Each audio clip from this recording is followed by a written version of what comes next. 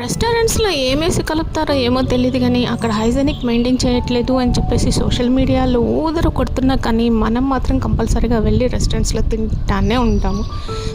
చాలామంది అబ్జర్వ్ చేశారో లేదో, ఇంట్లో ప్రతి ఒక 5గురు ఉంటే 2కి కంపల్సరీగా పొట్టలో ప్రాబ్లం ఉండే ఉంటుంది, అవునా?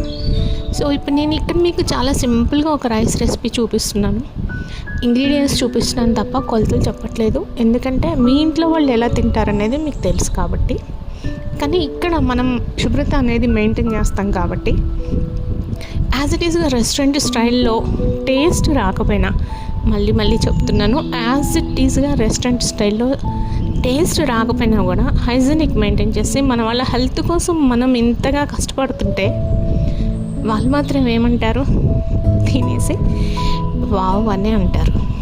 మరి మీరేమంటారు? కామెంట్ రూపంలో తెలియచెప్పండి.